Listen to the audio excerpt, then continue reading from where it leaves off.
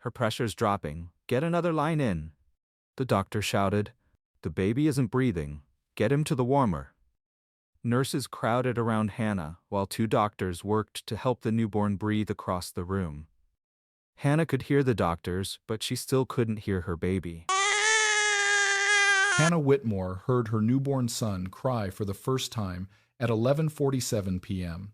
The sound should have been the happiest sound of her life. Instead, she was staring at the empty space beside her hospital bed, wondering why her husband had not come. "Mrs. Blackwood, stay with me," the doctor said. Hannah tried to answer, but her lips felt numb. Blood soaked through the sheets beneath her. Nurses moved quickly around her while another doctor carried her baby toward a heated bassinet. "Is he all right?" Hannah whispered. "He needs help breathing, but we're watching him closely." Hannah reached for the phone on the table. Her hand shook so badly that a nurse had to place it in her palm. She called Nate. The phone rang 6 times before going to voicemail. "Nate," she said weakly, "our son is here. He needs you. Please come." She ended the call and pressed the phone against her chest. Nate had promised he would be beside her. He had held her hands after 2 miscarriages and sworn that she would never face another delivery alone. Tonight, just before her contractions became unbearable, he had received a message. He claimed there was an emergency involving one of his properties. He kissed her forehead and said he would return within an hour. That was 5 hours ago. Hannah called again. No answer. By the 13th call, she no longer left a message. A nurse brought the baby closer after his breathing became steady. Hannah carefully touched his tiny cheek. "Your father will come," she whispered. "He must have lost his phone." Even as she said it, something inside her broke. A strange nurse entered the room. Hannah had not seen her before. The woman wore hospital scrubs, but her identification badge was turned backward. "What time are you taking the baby home?" the woman asked. Hannah frowned. "I'm not being discharged." The woman smiled. "Of course. I must have the wrong room." She left before Hannah could ask her name. A few minutes later, Hannah's phone displayed a security alert. Someone had accessed her son's medical record from a computer connected to Blackwood Holdings, her husband's company. Hannah sat up despite the sharp pain across her abdomen. "Where is my baby?" "He's right here," the nurse assured her. "Lock the door." The nurse stared at her. "Please," Hannah said, "lock it now." Before the nurse could move, the lights in the hallway flickered. The security camera outside Hannah's room turned away from the door. Heavy footsteps approached. The door opened. Walter Blackwood entered wearing a dark overcoat. Nate's father was the only man in the family. Hannah feared more than her husband. His gray hair was wet from the rain, and there was blood on one cuff. 2 armed men stood behind him. Hannah pulled her baby against her chest. "You are not taking my son." Walter closed the door and looked at the frightened nurse. "Leave us." The nurse hurried away. Walter turned toward Hannah. For the first time since she had known him, the powerful old man looked afraid. "Where is Nate?" he asked. Hannah swallowed her tears. "He won't answer." Walter glanced at the empty chair beside her bed, then at the 13 unanswered calls glowing on her screen. His expression hardened. "Listen carefully, Hannah. Someone inside this family sold your location." She held her baby tighter. Walter stepped closer and lowered his voice. "If you want your son to live until morning, you must disappear with me right now." Before we continue, let me ask you something. If Hannah's fear, her strength, or the love she has for her newborn son has made you feel anything, please do not let this story pass without showing that it mattered. Subscribing costs nothing and takes only a second, but it tells us that stories about women like Hannah still deserve to be heard. So before we return to her, please press subscribe and stay with us until the end. Thank you for standing with Hannah. Now, let's see where the man who ignored 13 calls really was. 11:47 p.m. While Hannah fought to stay conscious in the hospital, Nate Blackwood lifted a glass of champagne inside the presidential suite of the Royal Crescent Hotel. Celeste Monroe stood beside the window, wearing a silver dress that shimmered beneath the city lights. Her photograph covered magazines across the country, but tonight there were no cameras, no reporters, and no witnesses. Only Nate. "You should be with your wife," Celeste said softly. Her words sounded caring, but her hand rested on his chest. Nate glanced at the phone vibrating on the marble table. Hannah's name filled the screen. He turned the phone face down. "She has the best doctors in New York," he said. "Nothing will happen to her." What about your son? Nate's expression changed for a moment. He had waited years for an heir. Hannah had suffered 2 miscarriages, and each loss had left a silence between them that money could not repair. Still, he did not reach for the phone. I'll see him in the morning. Celeste lowered her eyes, hiding a small smile. She had spent months studying Nate. She knew he hated appearing afraid. She knew he would choose pride whenever someone questioned his control. I just don't want you to regret missing his first breath, she said. Nate walked closer and wrapped an arm around her waist. I have the rest of my life to be his father. His phone vibrated again. Then again. Celeste picked it up before Nate could move. She saw 13 missed calls and 1 voicemail. For 1 second, guilt flickered across her face. Then she pressed the side button and silenced it. Tonight belongs to us, she whispered. Nate kissed her. While he poured another drink, Celeste carried her purse into the bathroom. She locked the door and removed a second phone hidden beneath her makeup case. There was one unread message. Is the husband still with you? Celeste typed back. Yes. His phone is off. The wife is alone. The answer came immediately. Send the room number. She hesitated. Margaret Blackwood had promised her everything: money, protection, and a place beside Nate after Hannah was gone. Celeste had been told the plan was only meant to frighten Hannah into leaving New York. No one was supposed to die. But earlier that evening, Celeste had overheard Julian Cross say something that still troubled her. There can be no witness and no heir. She looked at herself in the mirror. For years, she had smiled for photographers, while wealthy men treated her like decoration. Nate was different. With him, she believed she could become untouchable. She sent the hospital room number. When Celeste returned, Nate was listening to Hannah's voicemail. Her weak voice filled the suite. Our son is here. He needs you. Please come. Nate stared at the phone. Celeste held her breath. For a moment, she thought he would leave. Then Nate deleted the message. If I go now, she'll ask questions, he said. She always knows when I lie. Celeste touched his face. You're protecting her from a painful truth. Nate accepted the excuse because it was easier than admitting what he was doing. Across Manhattan, Hannah's hospital door was being locked. A black SUV entered the underground parking garage. 3 men stepped out wearing hospital uniforms. One carried an empty infant transport carrier. Celeste's hidden phone vibrated again. She opened the message beneath the dinner table, careful not to let Nate see. The vehicle is ready.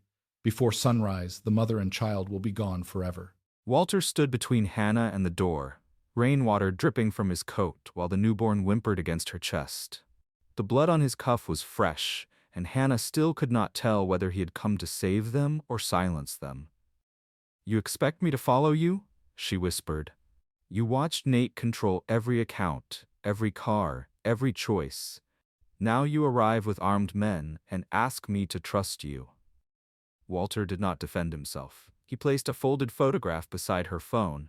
It showed the hospital entrance, Hannah's room number, and the overnight nursing schedule. A black cross marked the planned transfer time. Transfer the heir before dawn. One of my drivers intercepted this 20 minutes ago, Walter said. He was shot bringing it to me. The men downstairs are wearing hospital uniforms and carrying an infant carrier. Hannah looked down at Samuel's fingers curled around hers. Nate should have been beside her. Instead, she had Walter, a man she had feared for years. I am not taking my child to one of your safe houses, she said. Those will be the first places they search. Walter studied her. Then where? Hannah looked toward the chart, the service elevator, and the storm outside. Before Hannah could answer, the nurse returned carrying a syringe. Blackwood needs something for pain, she said. Hannah noticed the woman's badge was still turned backward. More disturbing, the syringe contained clear liquid, although her prescribed medication was pale yellow. Set it down, Hannah said. The nurse smiled without warmth. Doctor's orders. Walter moved one hand beneath his coat. Hannah raised her voice. I said set it down.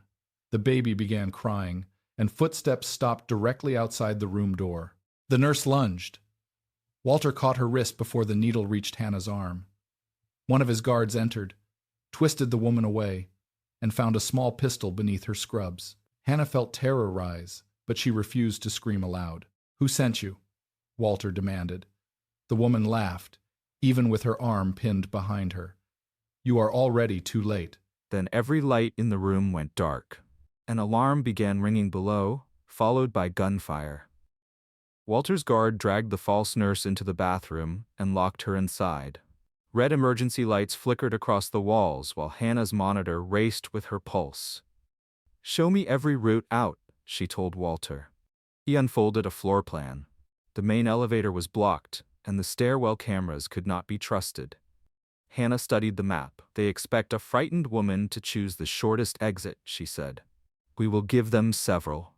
Dr. Ethan Caldwell entered from the adjoining room with a portable oxygen unit. After checking Samuel, he showed Hannah a discharge order requesting an immediate transfer before midnight. "Whose authorization?" she asked. "Your husband's corporate medical account."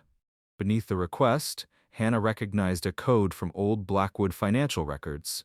It belonged to Julian Cross, Nate's most trusted advisor. No Blackwood safe house, family car, or private clinic could be trusted now. "Can you create a false transfer?" Hannah asked. Ethan nodded. "Yes, but it will trigger an audit." "Let it. I want whoever is watching to believe we are leaving through the ambulance bay." She showed Walter the code. "This betrayal began inside your house." Hannah compared the emergency map with the overnight ambulance schedule. A charity vehicle was due to collect donated equipment from the older medical building across the street at 1 in the morning. "We use that vehicle," she said. "It is not equipped for a newborn," Ethan replied. "Then hide the oxygen unit inside and make the ambulance look as if it is carrying equipment." The false hospital transfer would continue. An empty ambulance would leave through the main entrance carrying Hannah's phone, coat, and a covered infant carrier. A second guard would cross the garage with a blanket bundle where the cameras could see him. Walter gave the orders without arguing. Ethan helped Hannah sit up. The room spun and her legs failed beneath her. "I cannot walk." "You should not even be standing," he said. "Then put me in a wheelchair." A nurse helped Hannah change from her blood-stained gown into plain gray clothing. Nate had chosen an expensive outfit for the photographs he expected after the birth. Hannah left it folded on the chair. She was done being displayed as the perfect wife of Nathaniel Blackwood. Before leaving, she opened her purse and removed her wedding ring. It had belonged to Nate's grandmother and was worth more than the house where Hannah had grown up. For 9 years she had worn it through loneliness, 2 miscarriages, and countless nights when Nate returned home carrying the scent of places he refused to explain. She placed the ring in the center of the empty bassinet. Walter noticed. "If Nate sees that, he will know you left willingly." "He should know. Do you want to punish him?" Hannah's eyes filled with tears. "No. I want him to understand that I waited until waiting became dangerous for my child." Walter looked away, unable to answer. Ethan placed the baby in Hannah's arms and covered them both with a plain blanket.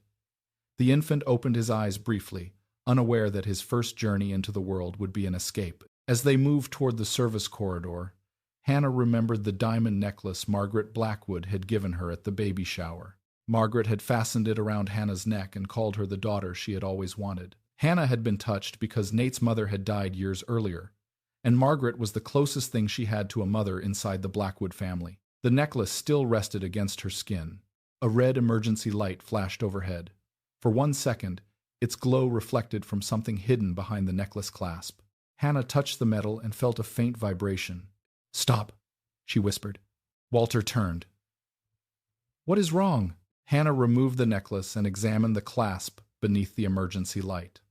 A tiny black device had been fitted inside the gold setting. It was too precise to be decoration and too warm to have remained inactive. Ethan stared at it. "That looks like a transmitter." Walter's expression darkened. "Who gave it to you?" "Margaret." The name hung between them. Hannah remembered Margaret's gentle hands, her comforting smile, and the promise that she would always protect her grandchild. She also remembered how Margaret had insisted Hannah wear the necklace to the hospital for good luck. Walter reached for it, but Hannah pulled her hand back. "No," she said, "do not destroy it. If it is transmitting, they know exactly where we are. That is why we need it." Hannah placed the necklace inside the empty infant carrier assigned to the false ambulance. Then she added her phone beneath the blanket. "Let them believe I am still following the plan they prepared for me." Walter studied her with new respect. The distant sound of gunfire echoed through the hospital. Ethan pushed the wheelchair faster as the service doors opened before them. But when the false ambulance left the main entrance, two black SUVs followed it and a third remained behind, waiting beside the only tunnel Hannah could use. The third SUV waited beside the laundry tunnel with its headlights off. Ethan stopped the wheelchair before the final service door. Walter's guard looked through the narrow window and stepped back. 4 men, maybe 5. They knew the exit. Walter reached for his phone, but Hannah stopped him. No calls. Anyone inside the network may be watching.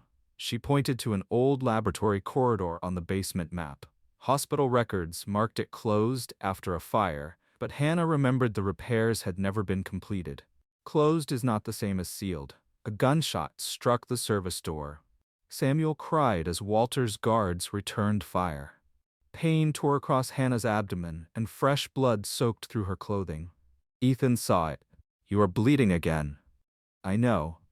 Walter sent the phone, necklace, and empty infant carrier toward the laundry exit. 2 SUVs followed the false signal immediately.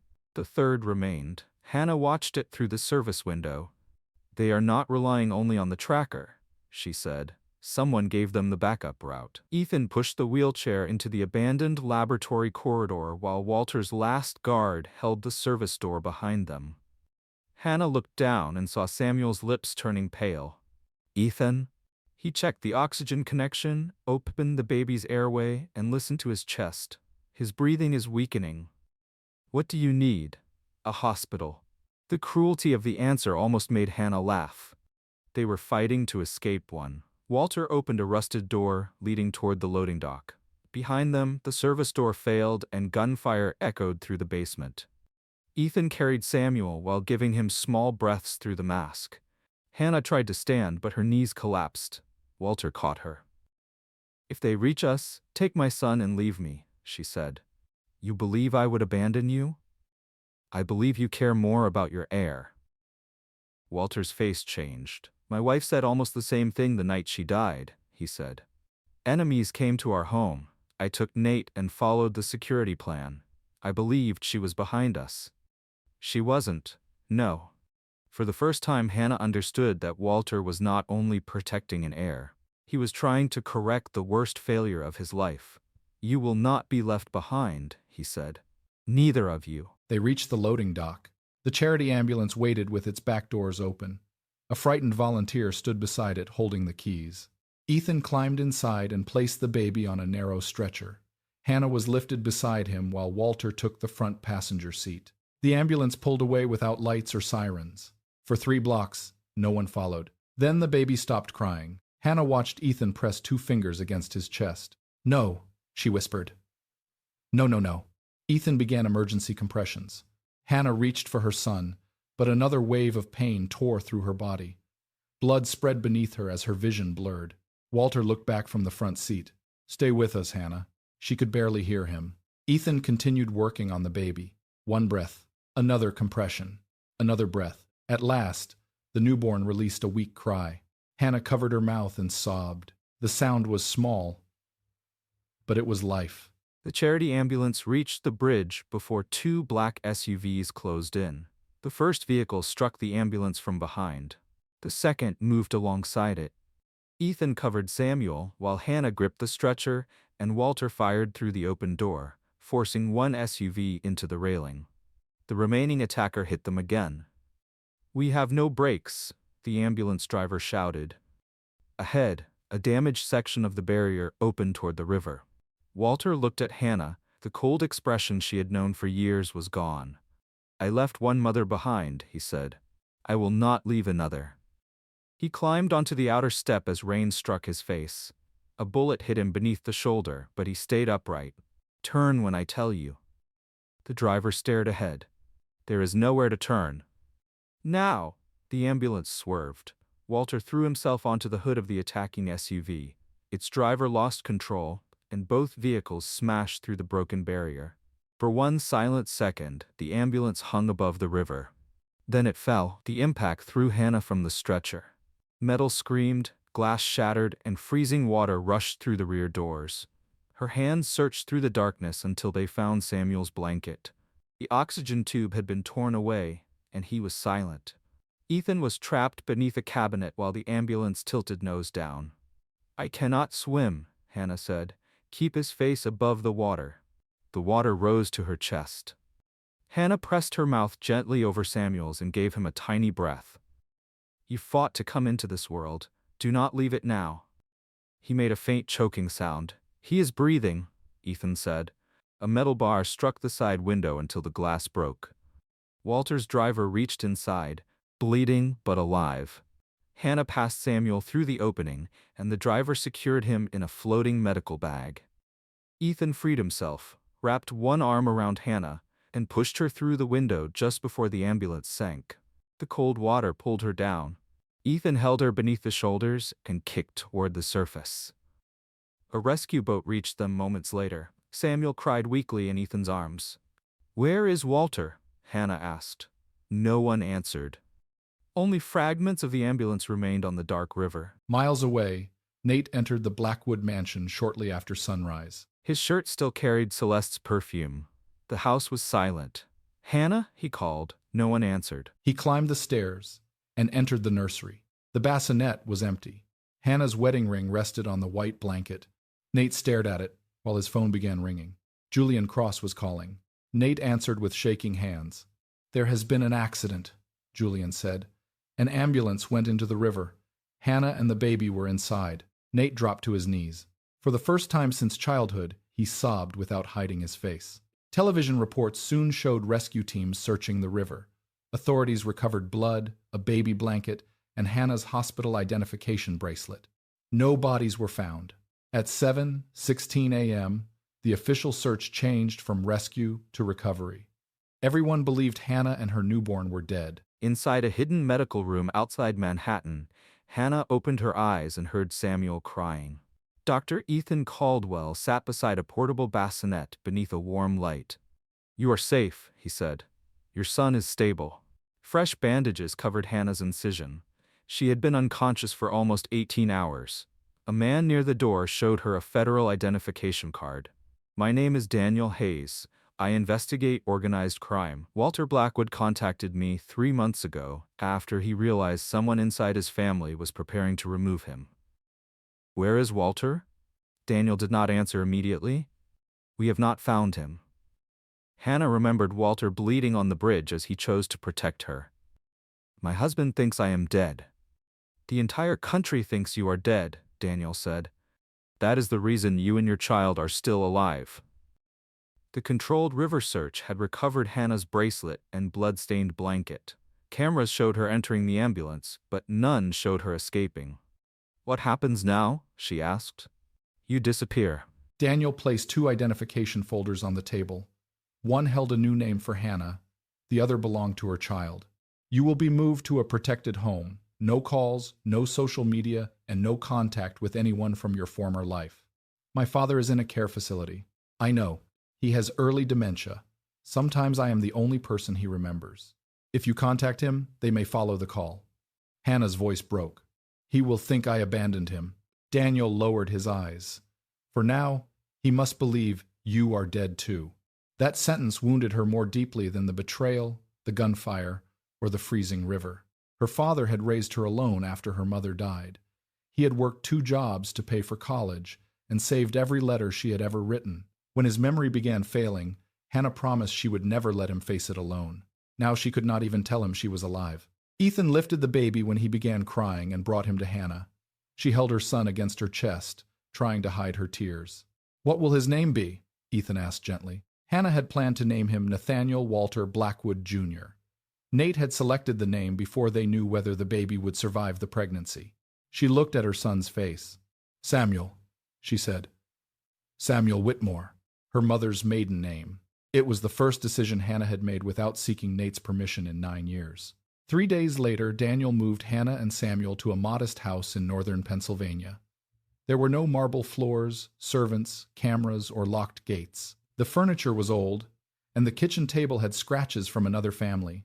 To Hannah, it felt more peaceful than the Blackwood mansion ever had. But healing was not peaceful. She woke from nightmares, believing the ambulance was sinking again. She checked Samuel's breathing every few minutes. She flinched whenever a vehicle slowed outside the house. Ethan stayed nearby to monitor them. He never asked Hannah to discuss Nate. He cooked simple meals, changed Samuel's bandages, and sat quietly when she could not sleep. One night, Hannah found an old video on a secure tablet Daniel had provided. It showed her father sitting in the garden of his care facility before she gave birth. He smiled at the camera. "Hannah," he said slowly, "your mother would be proud of the woman you became. Bring my grandson soon. I do not want to forget his face before I meet him." Hannah pressed the tablet to her chest and began sobbing. Ethan entered, saw the video, and said nothing. He took Samuel from her arms so she could cry without trying to remain strong. For nearly an hour, Hannah mourned the father she could not visit, the husband who had betrayed her, and the life she had lost in a single night. The next morning, Daniel arrived carrying a sealed envelope. Inside was a warrant bearing Hannah's photograph. She was accused of stealing money, falsifying medical documents, and abducting her own child. Julian Cross had produced records claiming Hannah had planned the disappearance for months. A psychiatrist she had never met had signed a statement declaring her dangerous and mentally unstable after childbirth. Even worse, Nate had publicly offered $10 million for information leading to Samuel's return. Not Hannah's return. Only the baby. Hannah read every page without speaking. Then she noticed the forged signature authorizing the transfer of Samuel's custody to Nate. She recognized the handwriting immediately. Julian had copied it from financial documents she signed years earlier. Hannah folded the warrant and looked at Daniel. "They believe a frightened mother will keep running. What are you going to do?" he asked. Hannah glanced at Samuel, then at the evidence that had turned a victim into a criminal. "I am going to let them bury Hannah Blackwood. Then Hannah Whitmore will return and destroy every lie they built over her grave." 3 weeks after the river accident, Margaret Blackwood stood before hundreds of mourners inside St. Patrick's Cathedral. She wore black silk and the expression of a grieving mother. "My daughter deserved better," she told reporters. "We will not stop searching for my grandson." Then Julian Cross announced that Hannah had moved family money, obtained false identification, and planned to flee before Samuel's birth. A psychiatrist Hannah had never met called her paranoid and dangerous. At the protected house, Hannah watched the broadcast without blinking. "They are not mourning you," Daniel said. "They are building a case against you." Nate stood near the altar while Celeste held his arm. Hannah expected anger. What she felt instead was freedom. Daniel placed the forged financial records on the table. $2 million had been moved into an account under Hannah's maiden name through 3 charities. Hannah studied the dates. They repeat every 28 days. Julian never uses patterns that clean. One charity appeared in every transfer, the Grace Harbor Foundation. Margaret had chaired it for 11 years. "Margaret," Hannah said. At the Pennsylvania house, Hannah began rebuilding the truth. She compared Julian's forged documents with copies of old contracts she remembered from her auditing career. Ethan watched Samuel nearby. "You should rest," he said. "If I rest, Julian gets more time. You nearly died, and they used that time to call me insane." Her voice cracked, but her hands remained steady. She found altered medical bills, false psychiatric payments, and a custody petition prepared 2 months before Samuel was born. The petition requested full control for Nate if Hannah became mentally unfit. Someone had planned to remove her before the hospital attack. Ethan saw the fear on her face. "You are not alone anymore." Hannah looked at him. He offered no promises and asked for nothing. He simply stayed beside Samuel while she worked. That quiet kindness nearly broke her. Daniel entered carrying another report. "The reward has changed," he said. "Nate increased it to $20 million. Hannah looked up. "For Samuel's safe return," Daniel added after a pause. "The statement says you may be armed and dangerous." Hannah closed her eyes. The man who once promised to protect her had allowed the world to hunt her. Then Samuel began crying. Hannah lifted him and kissed his forehead. "I will not let them turn my love for you into evidence against me." Her computer displayed a hidden authorization beneath the custody petition. It had been approved using Nate's private security code. Hannah stared at the screen, struggling to breathe. Julian had forged her signature. Margaret had built the plan, but Nate had unknowingly opened the door. And while Hannah discovered her husband's role, Celeste found a message proving Margaret planned to bury the mistress beside the wife. Celeste read the message 3 times before her hands began to shake. "Once Nathaniel signs the revised trust, Remove Celeste. The river took one woman. It can take another. The message had been sent from Margaret's private number to Julian Cross. Celeste stood inside Nate's study, surrounded by dark wood, locked cabinets, and photographs of a family she had helped destroy. The mansion had once seemed like a prize. Now every hallway felt like a trap. She quickly photographed the message with her second phone. A floorboard creaked outside. Celeste closed the computer and slipped the phone beneath her dress just as Margaret entered. "There you are," Margaret said pleasantly. "Nate has been asking for you." Celeste forced a smile. "I was looking for a book." Margaret glanced at the closed computer. "In Julian's private files? I must have pressed something by mistake." For several seconds, neither woman moved. Then Margaret smiled and touched Celeste's cheek like a loving mother. "You should be more careful. This family has already suffered enough accidents." Celeste understood the warning. That evening, Nate hosted a private dinner for several Blackwood board members. He had not returned to work since the river crash, and Margaret wanted the guests to see him calm, controlled, and supported by a beautiful woman. Celeste wore the red dress Margaret had selected. It was too bright for mourning. Nate noticed immediately. "Hannah hated red," he said. Celeste's smile faded. "I am not Hannah." "No," Nate replied. "You are not." He walked away before she could answer. Throughout dinner, Celeste watched him touch the wedding ring inside his pocket. He spoke little and drank too much. Every time someone mentioned Samuel, his face tightened. Margaret raised her glass. "To the future of Blackwood Holdings." The board members repeated the toast. Nate did not. After dinner, Margaret handed him a leather folder. "These documents will protect the company until your son is found." Nate opened the folder. "They remove Hannah from the trust. She is legally dead. No body was found." Margaret lowered her voice. "She stole your child and ran. Even if she survived, she betrayed you." Celeste watched Nate's expression harden. For a moment, she feared he would refuse. Then he signed the first page. Margaret's eyes flashed with satisfaction. Celeste now understood the full plan. Once Nate signed away Hannah's rights, Margaret would control the company through temporary trustees. Julian would move the money. Celeste would disappear before she could reveal anything. She had believed she was stealing another woman's life. Instead, she had stepped into a grave prepared for her. Daniel's secure phone rang. He answered, listened briefly, then handed it to Hannah. A woman's frightened voice came through the speaker. "I have proof Margaret planned everything." Hannah recognized Celeste immediately. "You gave them my hospital room," Hannah said. "I was told they would frighten you into leaving." "You knew my baby was there." Celeste began crying. "I made a terrible mistake." "No," Hannah replied. "You made a choice." Celeste became silent. Then she whispered, "Margaret is going to kill me." Hannah felt no pity, but she understood fear. "What proof do you have?" "Messages, payments, and recordings. Enough to destroy her and Julian." "Why should I trust you?" "You should not." It was the first honest thing Celeste had ever said. A door opened behind her. Celeste gasped and ended the call. At the mansion, Margaret stood inside the bedroom holding 2 glasses of champagne. "I thought we should celebrate," she said. Celeste looked at the drinks and remembered the message. "Remove Celeste." Margaret handed her a glass. "To your future, as the next Mrs. Blackwood." Celeste accepted it with trembling fingers.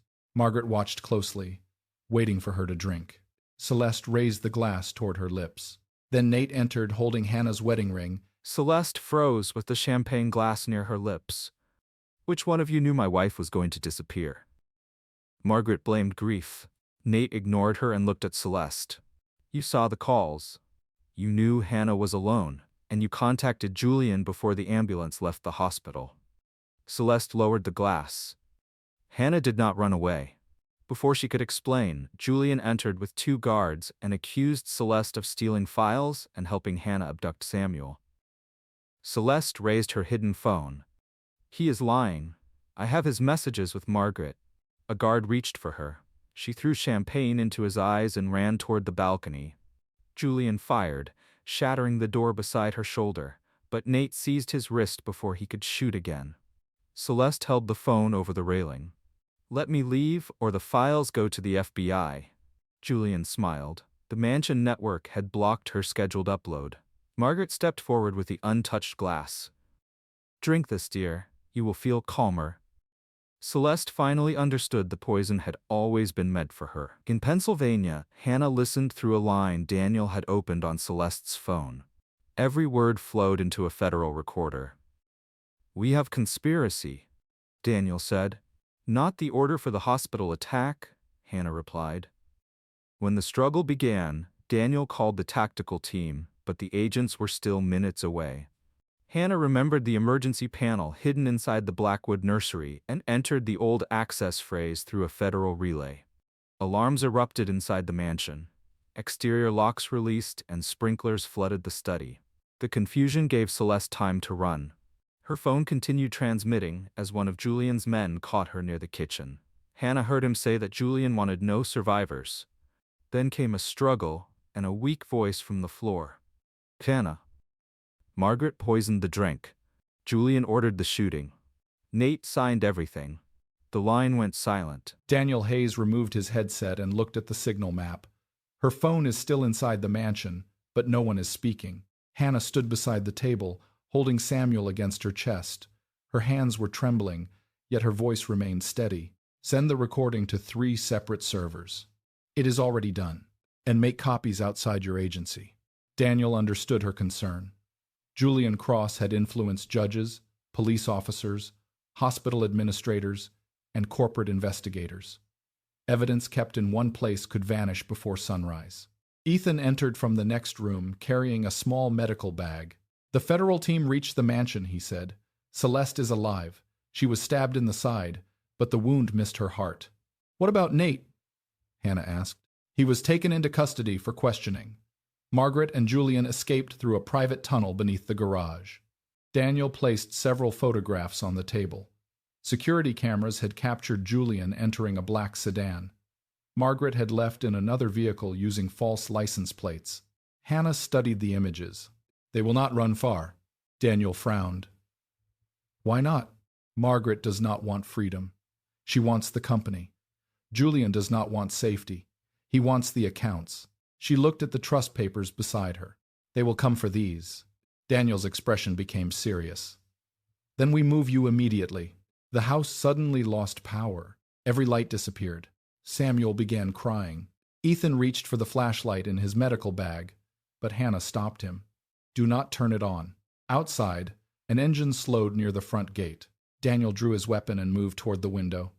"The security system is down." "That is not possible," Ethan whispered. "This house has backup generators." Unless someone knew where they were. A gunshot struck the front door. Daniel pushed Hannah toward the hallway. "Take Samuel and use the rear exit." Hannah did not move. "The rear exit leads to the trees," she said. "They will expect that." Another shot shattered the living room window. Ethan covered Hannah and the baby as glass scattered across the floor. Daniel returned fire. 2 armed men entered through the kitchen. A third appeared at the rear of the house, proving Hannah had been right. They were surrounded. Ethan pulled Hannah into the basement stairwell. She held Samuel beneath her coat and tried to keep his cries quiet. At the bottom of the stairs, they found a locked storage room. Ethan forced the door open. Inside were medical supplies, old furniture, and one narrow window too small for an adult to climb through. "We are trapped," Ethan said. Hannah looked around quickly. "No, they want me alive." "How do you know?" "Julian needs my signature. Margaret needs the trust." Footsteps entered the basement. Hannah placed Samuel in Ethan's arms. "If they take me, you protect him. I am not letting you go alone. They will kill all 3 of us if we hide here." Before Ethan could stop her, Hannah stepped into the corridor. Julian stood at the bottom of the stairs with a pistol in his hand. 2 men waited behind him. His suit was wet from the rain, but his expression was calm. "Hannah Blackwood," he said. "The dead woman finally appears." "My name is Hannah Whitmore." Julian smiled. "Names are easy to change. Ownership is not." He ordered one of the men to search the storage room. Hannah moved in front of the door. "You need me alive." For a few more minutes. He held out a document. It transferred control of Walter's sealed trust to Margaret and removed Samuel as a beneficiary. "Sign it." "No." Julian struck her across the face. Hannah fell against the wall but remained standing. "You forged my signature before," she said. "Why not do it again?" "Because Walter designed this trust with biometric verification. Your signature must be witnessed, recorded, and matched with a blood sample." Hannah finally understood why Margaret had kept her alive. Julian lifted the pistol toward the storage room. Sign, or the doctor dies first. Ethan stepped out holding Samuel. Do not point that near the child. Julian's eyes moved to the baby. For the first time, fear broke through Hannah's calm. She reached for the pen. A slow clap echoed from the darkness behind Julian. Everyone turned. An old man stepped from behind the basement furnace. His left arm was held against his chest beneath a black sling. A healing wound crossed his temple, and his face was pale from blood loss. But Walter Blackwood was alive. Julian's confidence vanished. You died in the river. Walter raised a pistol with his uninjured hand. No, he said. I only gave traitors enough time to celebrate. One of Julian's men fired. Walter moved first. The shot struck the ceiling while Walter's bullet hit the attacker's shoulder. Daniel appeared at the top of the stairs and tackled the second man. Julian grabbed Hannah and pressed the pistol beneath her jaw. Drop your weapon, Walter. Walter did not move. You cannot save her and keep the trust. Hannah looked at Walter. For years, she had believed he valued the Blackwood fortune above every human life. Now he lowered his gun. Take the money, Walter said. Let my daughter go. Hannah's eyes filled with tears. He had called her his daughter. Julian smiled and reached for the trust document. Then Walter spoke one final sentence. You should have read the last page. Daniel pulled up the sealed file on his tablet. Walter had rewritten the trust years earlier. Nate was not the primary beneficiary. Margaret was not included. Samuel's inheritance was protected, but controlling authority belonged to Hannah alone. Walter looked directly at her. I knew my son might become his worst self, he said. I needed someone honest enough to end what I created. Julian's hand shook. Hannah drove her heel into his foot and pushed away. Daniel fired, striking Julian's arm. The pistol fell, and Ethan pulled Hannah toward Samuel. Federal agents flooded the basement. Julian was dragged away, screaming that Margaret would kill them all before Hannah ever reached court. Walter leaned against the wall, suddenly weak. Hannah ran to him. Why did you not tell me you were alive? Because Margaret was watching everyone who mourned me. He handed her the sealed trust and a small black drive. This contains every account, payment, judge, officer, and company the Blackwoods ever bought. Hannah stared at the drive. Walter's voice dropped to a whisper. This will clear your name, Hannah, but Margaret has already taken the one person you cannot replace. Hannah understood Walter's warning before he said another word. My father, she whispered. Walter nodded. Margaret's people removed him from the care facility 40 minutes ago. They used medical transfer papers signed by Julian. The room seemed to close around Hannah. Samuel was alive in Ethan's arms. Walter had returned. Julian had been captured. For one brief moment, she had believed the worst was over. Now Margaret had taken the one person Hannah had promised never to abandon. Daniel immediately contacted the care facility. A frightened administrator confirmed that 2 men and a woman had arrived with official documents. They claimed Hannah's father needed emergency neurological treatment. No one questioned them. To the world, Hannah was dead or dangerous. There was no daughter available to stop the transfer. Hannah pressed both hands against the table. My father becomes confused in unfamiliar places. He may not know where he is. That is why Margaret chose him, Walter said. She knows you will trade everything for his life. Hannah looked at the black drive containing years of evidence against the Blackwood organization. Walter saw the decision forming in her eyes. No, she has my father. She will kill him after you surrender the evidence. I cannot do nothing. You are not doing nothing, Ethan said gently. You are thinking before fear makes the choice for you. Hannah turned toward him. He held Samuel carefully, supporting the newborn's head with one hand. Ethan's calm expression could not hide his worry. She expects you to run toward the trap alone, he continued. That means we use her expectation against her. Daniel's phone rang. The caller identification showed Hannah's old number. The room became silent. Daniel activated the recorder before answering. Margaret's voice came through the speaker. Hannah, I am disappointed. I gave you affection, protection, and a place in this family. This is how you repay me? Let me speak to my father. You should ask how Nathaniel feels first. His dead wife has been hiding his son while federal agents destroy his company. My father, Margaret. A quiet laugh followed. Then Hannah heard an old man breathing. Dad? Who is this? He asked. Her heart broke. It is Hannah. My daughter is dead. Hannah covered her mouth to hold back a sob. Margaret returned to the call. Bring Walter's drive and the original truss to the abandoned Blackwood textile factory at midnight. Come alone. I want proof he is alive. A camera activated. Daniel's screen showed Hannah's father sitting beneath a hanging light. His hands were tied, and a bruise darkened one side of his face. Margaret stood behind him, holding a pistol. If federal agents enter the building, he dies. If Walter comes, he dies. If you fail to arrive, he dies. The call ended. Hannah stood motionless. Walter reached for the drive. We give her a copy. She will test it. Then we give her the real one and recover it later. Daniel shook his head. That drive can bring down judges, officers, and entire criminal networks. Once Margaret has it, she may erase evidence we cannot replace. Hannah looked at him coldly. He is not evidence. He is my father. No one argued after that. Near midnight, Hannah entered the abandoned factory wearing a recording device beneath her coat. The real drive rested in her pocket, while federal agents waited beyond Margaret's expected security range. Ethan had insisted on coming. Hannah ordered him to remain with Samuel, but he followed Daniel to a hidden position near the factory. Walter stayed behind because Margaret's men would recognize him. Inside, broken machines stood beneath layers of dust. Rain passed through holes in the roof.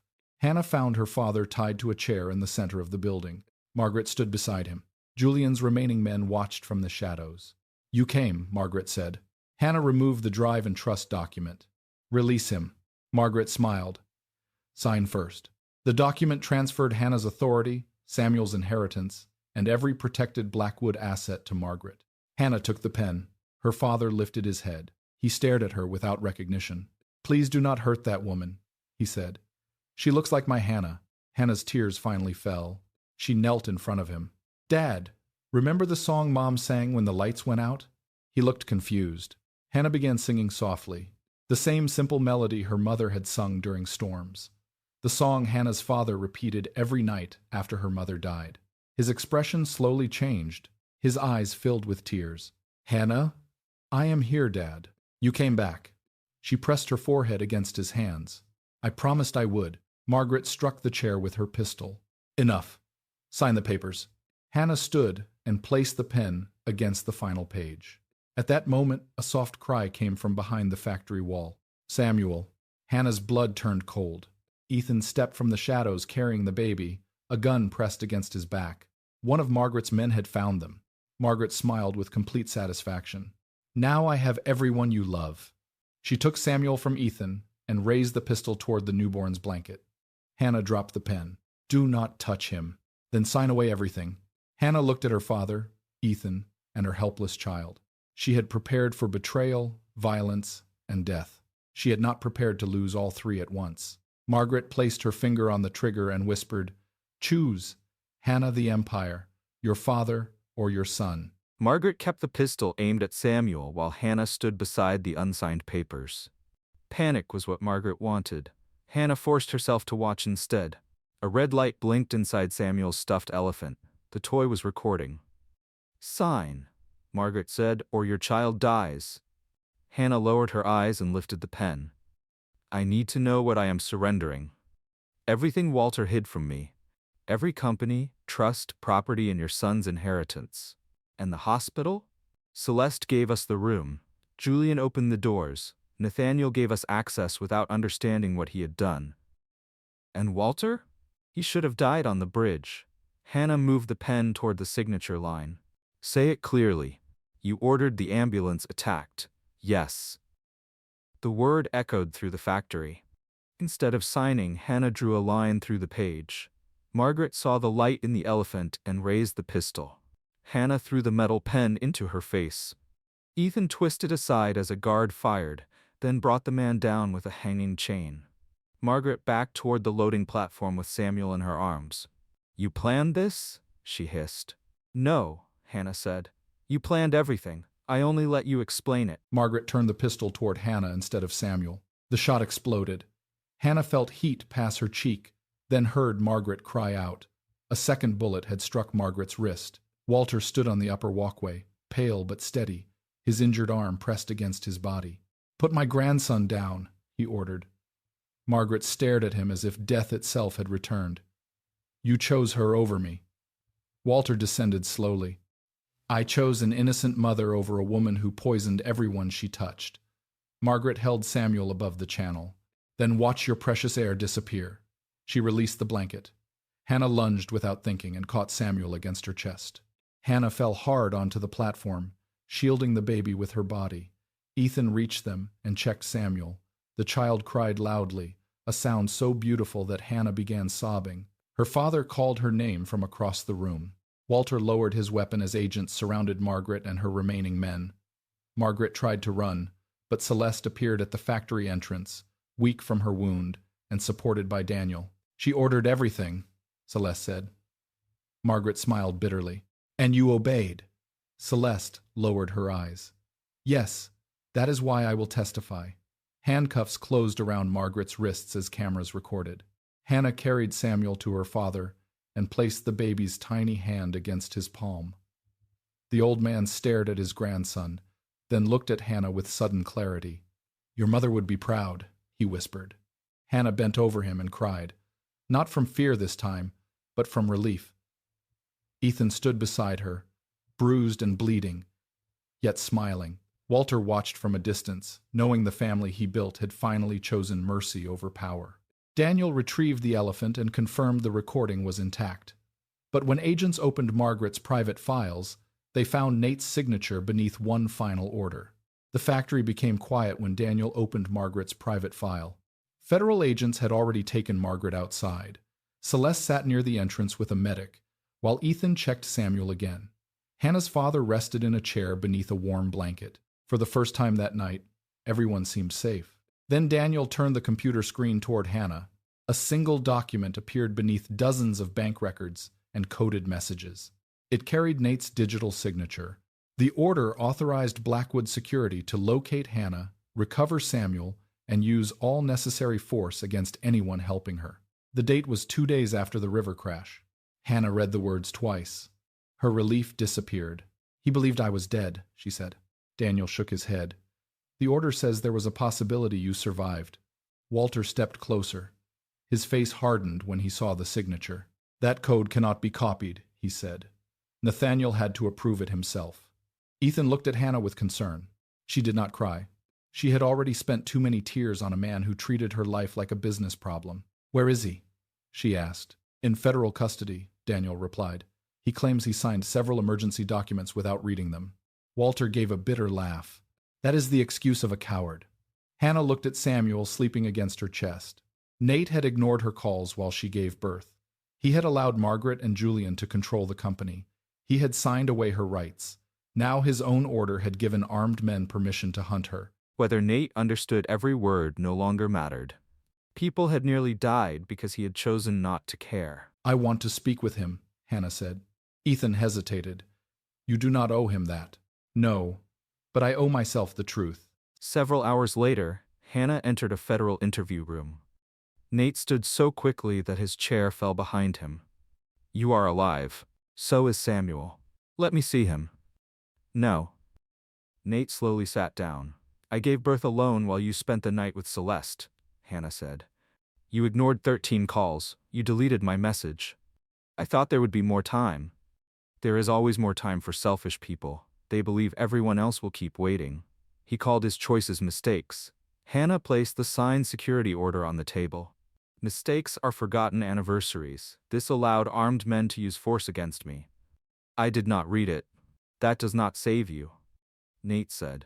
Margaret had told him Hannah kidnapped Samuel. Hannah reminded him that the order came after the hospital attack and the bridge. My family lied to me, he said, and you chose every lie that protected your pride. For years, Hannah had explained his silence as strength and his cruelty as pressure. I did love you, Nate whispered. You loved being forgiven. He reached across the table, but Hannah moved her hands away. Can I ever make this right? You can tell the truth.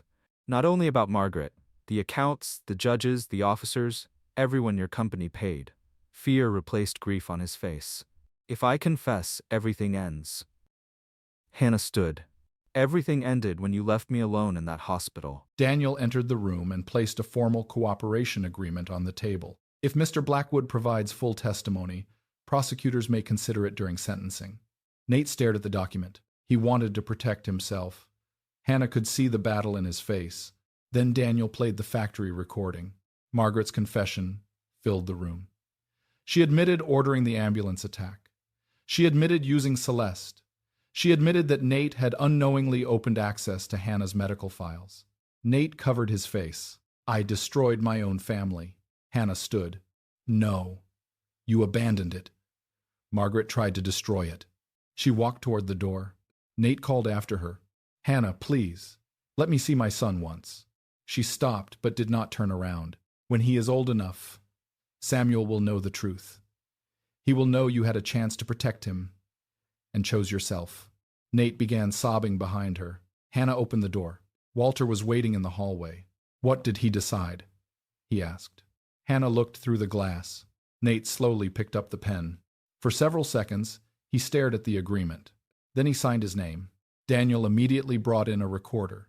Nate began listing accounts, secret properties, paid officials, and years of criminal orders. Each confession removed another brick from the empire he had once believed would protect him. By sunrise, federal agents had enough evidence to arrest more than 30 people. Hannah returned to Ethan and Samuel. Her father was awake and quietly singing the storm song. Ethan placed Samuel in her arms. "Is it over?" he asked. Hannah looked at her child. "Almost." Over the following months, Nate's testimony and Walter's records led to dozens of arrests. Investigators authenticated the factory recording, the forged medical orders, the false psychiatric files, and the payments hidden through Blackwood charities. Celeste survived and agreed to testify. Every charge against Hannah was dismissed, and her father and Samuel remained under federal protection. Ethan stayed close without asking Hannah to turn gratitude into love. He cared for Samuel, helped her father through confused mornings, and gave Hannah room to make every decision for herself. When the Blackwood case finally reached federal court, no one entered as a family. They entered as witnesses, defendants, and survivors. The courtroom fell silent when Hannah Whitmore walked toward the witness stand. Margaret sat beside her attorneys, still trying to look powerful. Julian wore a sling. Nate sat in prison clothing with his eyes lowered. Walter waited behind the prosecutors while Ethan held Samuel near Hannah's father. For years, powerful people had spoken for Hannah. This time, everyone listened. She described Samuel's birth, the 13 unanswered calls, the false nurse, the forged transfer order, the ambulance attack, and the lies that turned her into a fugitive accused of kidnapping her own child. Margaret's attorney asked whether she had been emotionally unstable after giving birth. "I was bleeding, frightened, and alone," Hannah said. "But I was not confused. A wounded woman can still recognize danger, and a mother does not need permission to save her child." The prosecutor played Margaret's factory confession. Celeste testified next. She admitted giving Julian the hospital room number and helping spread the lies. "I wanted what another woman had," she said. "I never asked what she suffered to keep it. I cannot undo my choice. I can only stop lying about it." Nate confessed to bribery, illegal accounts, intimidation, and years of criminal orders. "Did Hannah Whitmore kidnap Samuel?" the prosecutor asked. "No," Nate said. "She protected him when I failed to." He admitted ignoring Hannah's calls and signing documents because the truth made him ashamed. "I loved her," he said, "but I loved my power more." Walter testified last. He admitted building the system that had protected the Blackwoods for decades and surrendered every remaining illegal asset. Margaret stared at him. "You are giving everything to strangers." Walter looked toward Hannah and Samuel. "No, I am returning what my family stole." After 8 days of testimony, the jury delivered its verdict. Margaret was convicted of kidnapping, attempted murder, conspiracy, medical fraud, witness intimidation, and organized crime. Julian was convicted on every major charge.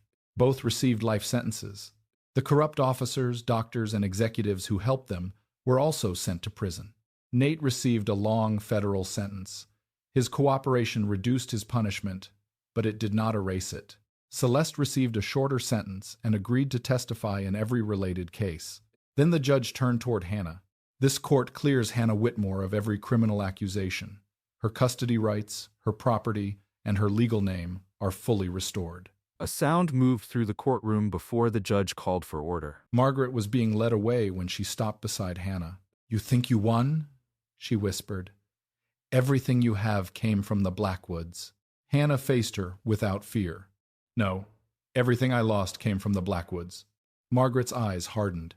Hannah continued, "What I have now came from surviving you."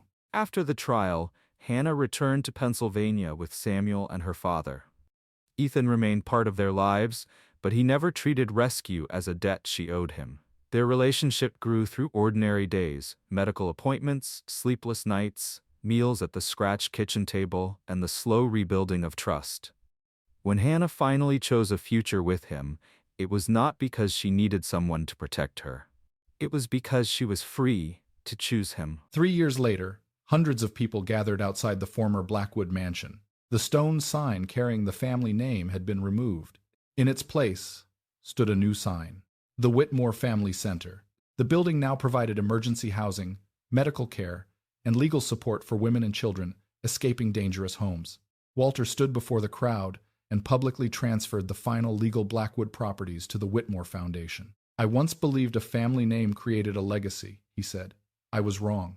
A legacy is what remains after the people you hurt are finally safe." Samuel, now a healthy and energetic little boy, ran across the garden. Ethan knelt and opened his arms. Samuel threw himself against him. "Dad." Ethan looked toward Hannah, his eyes filled with emotion. She smiled. "Go with your father." Hannah's own father sat beneath a tree nearby. His memory had weakened, but when Hannah approached, he recognized her. "My brave girl," he whispered. She kissed his forehead. Nate watched the opening ceremony on a small prison television. He saw Samuel laughing with Ethan. He saw Hannah standing beneath her own name.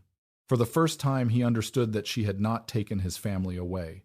He had abandoned it long before she left. That evening, after the guests were gone, Hannah stood in the garden with Ethan and Samuel. The mansion that had once represented fear was filled with children's laughter. Hannah remembered the woman who had begged her husband to answer the phone. She wished she could reach back through time and tell that frightened woman one thing. No one was coming to save her, but she would survive anyway. She would rise. She would speak, and one day, she would build a home where love never demanded silence. Hannah Whitmore had once waited for someone to rescue her, but in the end, she became the woman who saved herself, her child, and countless others. Hannah's story ends here. Tell me honestly in the comments, if you were Hannah, could you ever forgive Nate, or would you walk away for good? If you enjoyed the story, please consider subscribing. Thank you for listening.